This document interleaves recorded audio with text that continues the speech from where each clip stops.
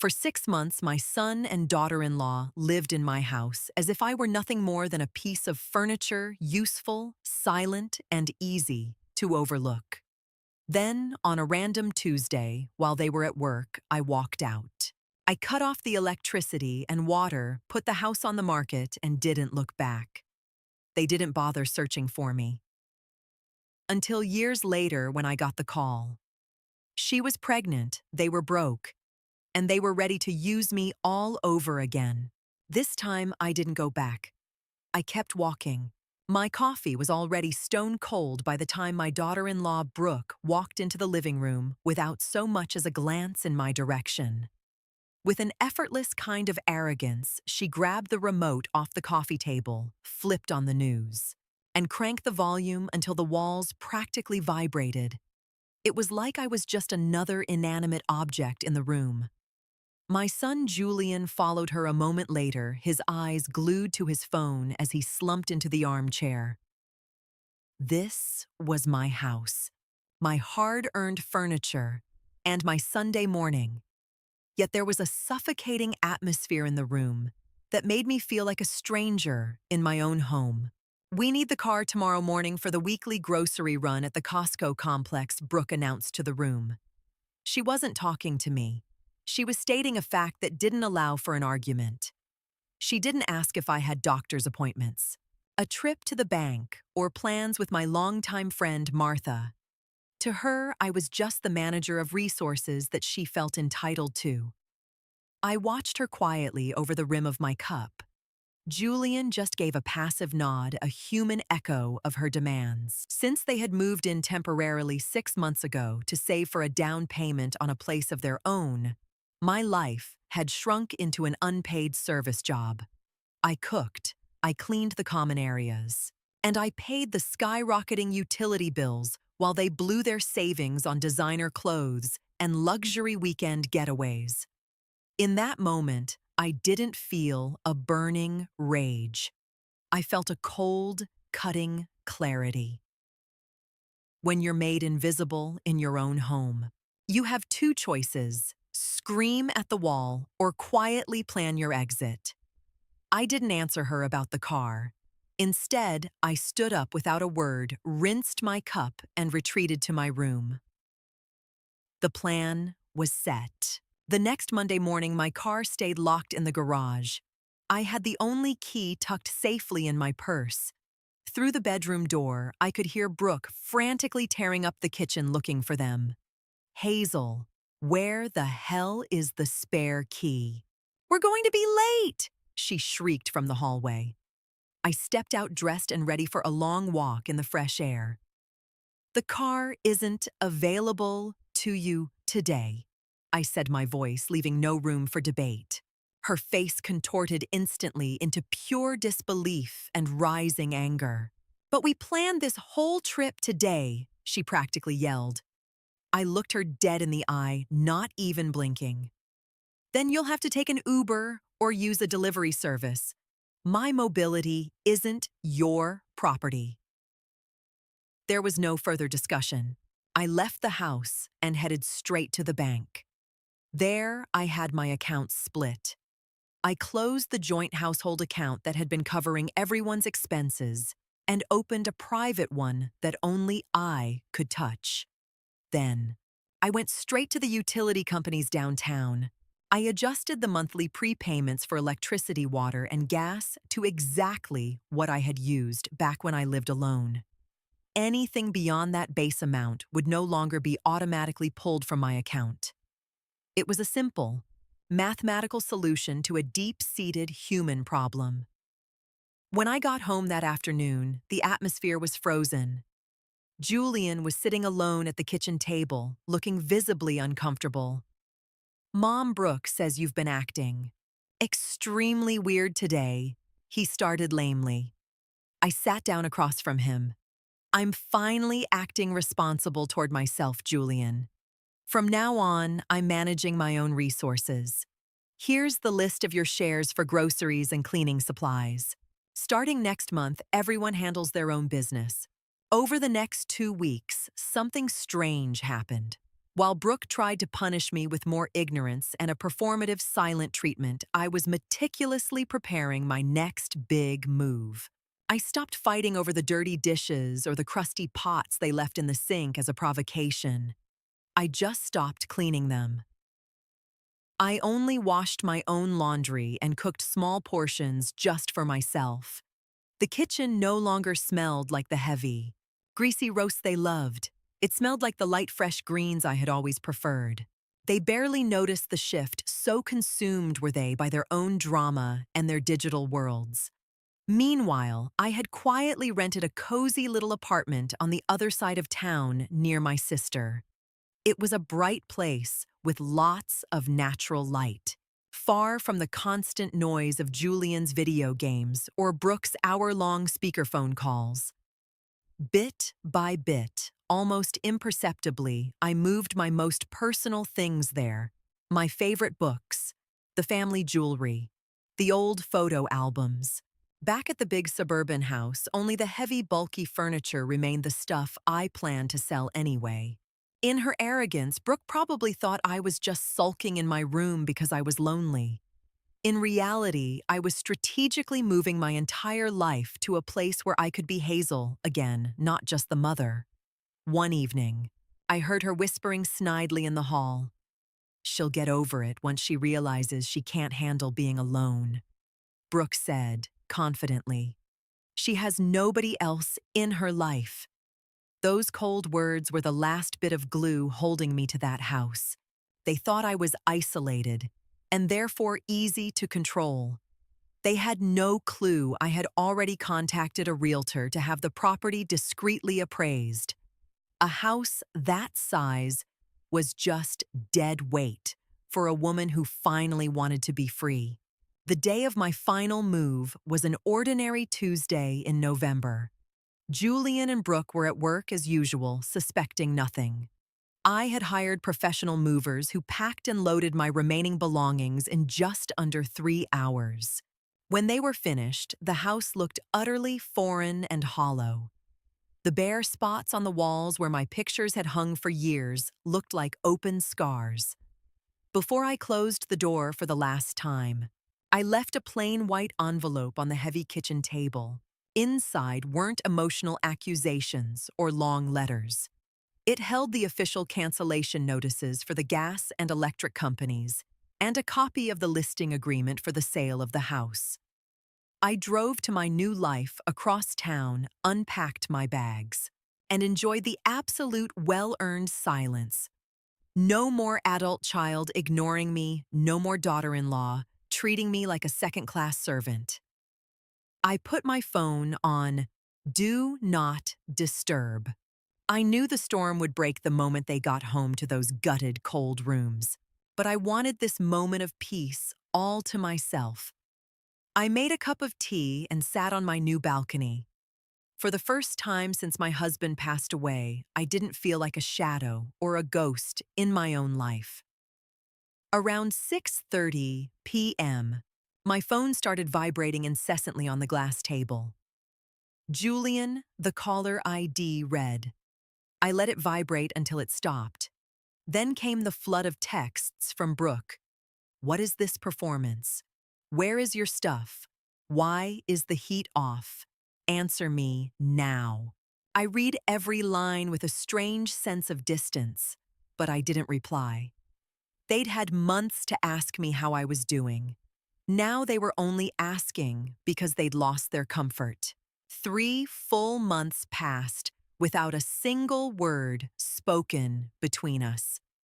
Julian had tried calling several times, but I had learned that physical and digital distance was the best sanctuary for my soul. I enjoyed my new city life to the fullest, visiting museums and obsessing over my little balcony garden.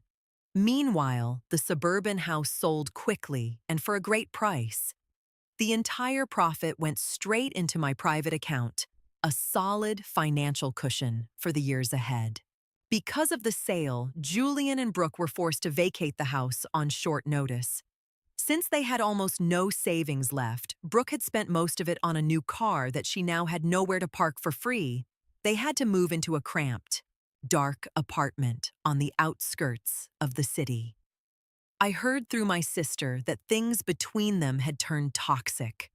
Without me as a daily buffer cook and scapegoat for all their problems, they were forced to face each other's flaws head on. Brooke loudly blamed Julian for not having his mother under control, and Julian was clearly overwhelmed by the household chores I used to handle silently. I didn't feel bad for them. It was the logical consequence of their own actions. If you pull down the pillars holding up your roof, you shouldn't be surprised when the ceiling hits you in the head.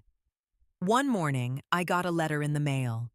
It was handwritten by Julian, which surprised me. He asked for a meeting, apologized vaguely for certain misunderstandings, and then casually mentioned they were having massive financial trouble coming up with the security deposit for a new place. I read the letter twice. It wasn't the letter of a son who missed his mother. It was the letter of a desperate beggar. 2 more years of peace went by. In that time, I had traveled extensively, made new friends, and completely shed the role of the self-sacrificing widow. My life felt full again. Then, on a rainy Thursday afternoon, my phone rang. It was an unknown number. I picked up. It was Brooke. Her voice sounded different, less condescending, but more demanding, almost hysterical. Hazel, I finally got through. We have a huge problem here. I said nothing. I just waited.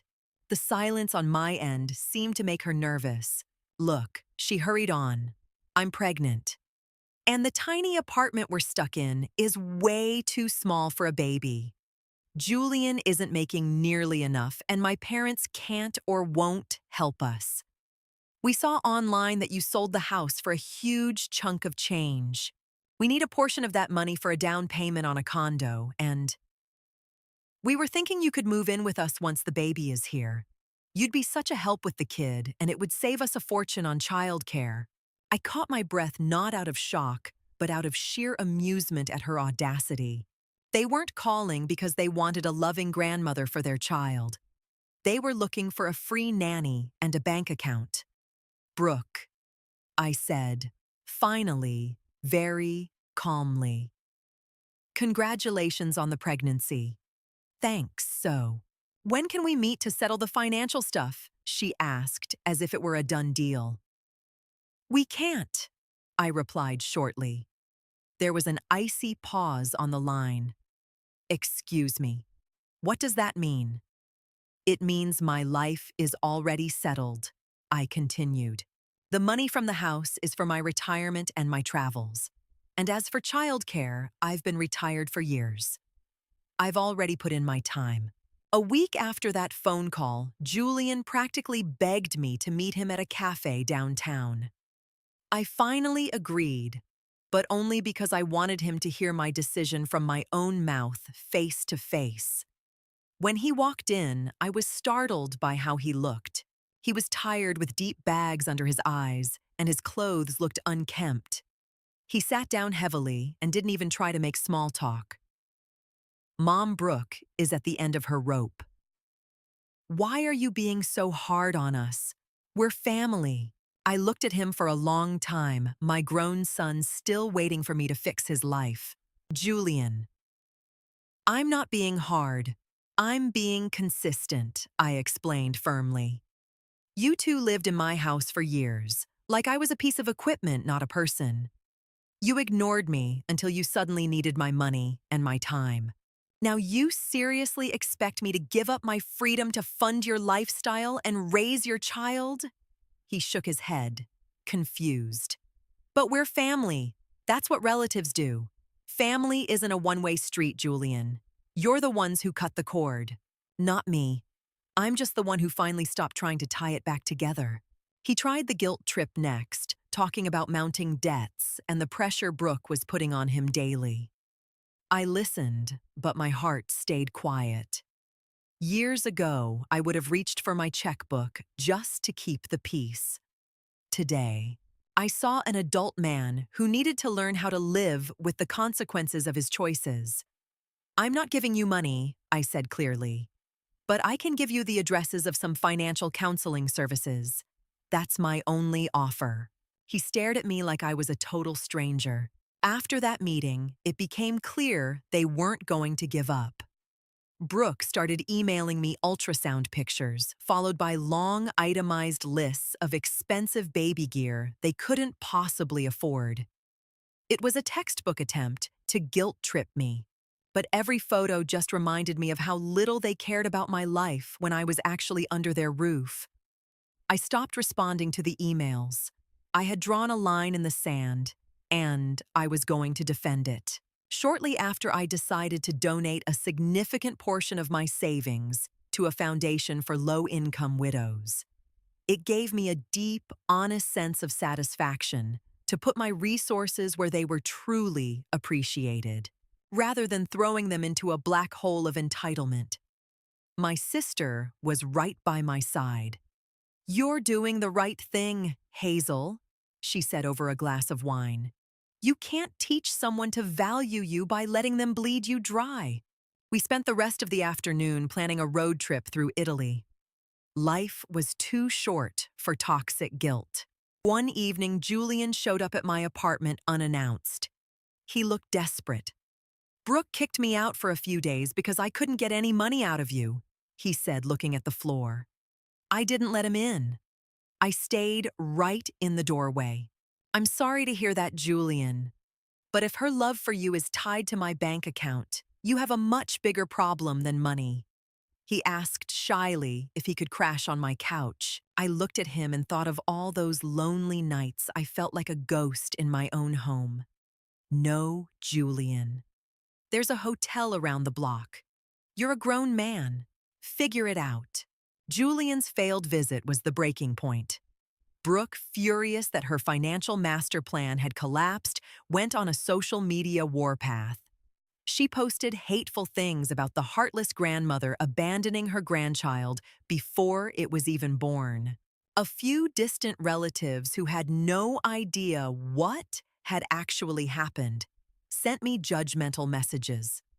In the past, that kind of public shaming would have destroyed me. I would have been mortified and tried to explain myself to everyone. Now I just deleted the messages unread. The people who actually knew me knew the truth. The opinions of everyone else were like rain on a sturdy roof. It just rolled off without leaving a mark. I met with a financial advisor to make sure my remaining assets were locked down so that no one could touch them, even if I eventually needed long-term care. I never wanted to be at the mercy of my children's whims again.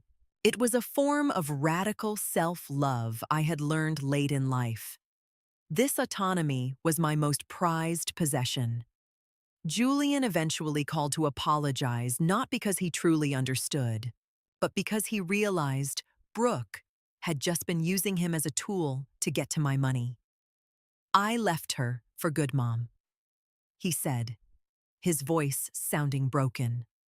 I heard the pain, but I also heard the only real chance he had for growth. That's a hard start. Julian, but a necessary one. Now you can build your own life without leaning on everyone else. I still didn't offer him money, but I offered to grab dinner once a month under the strict condition that we never talk about finances or inheritances. He accepted. For the first time in years, our relationship was based on something human, not a transaction. Another year has passed. Today, I'm sitting in a charming little sidewalk cafe in Florence, enjoying the afternoon sun. Julian and I are back in touch, though the relationship is still a bit fragile and distant. He's working hard at a new job to pay off his debts, and he spends his weekends taking care of his baby. I visit my grandchild occasionally and bring small, useful gifts, but I firmly refuse to be the full-time free childcare. I'm the visit grandma now. I come when I want, and I leave when the noise gets to be too much. It's the healthiest thing for everyone. Brooke has moved on, likely looking for the next person to fund her lifestyle. I don't hold a grudge against her anymore. In a way, she was the harsh lesson I needed to realize that my kindness isn't an infinite, exploitable resource. My old house is long gone, my city apartment is my sanctuary, and my heart feels light as a feather. I learned that sometimes you have to tear everything down, the false expectations, the suffocating roles, the fake harmony to build something real on a clean foundation. Being the architect of your own peace isn't always the easy path, but it's the only honest one. I don't wait for people to notice me or thank me anymore. I see my own value in the mirror every morning. When Julian asks how I am now, he isn't distracted by his phone. He looks me in the eye and actually listens. And I tell him about my travels, my books, and the wonderful silence I've finally learned to love. I'm Hazel. I'm nearly 70, and I feel like I'm just getting started.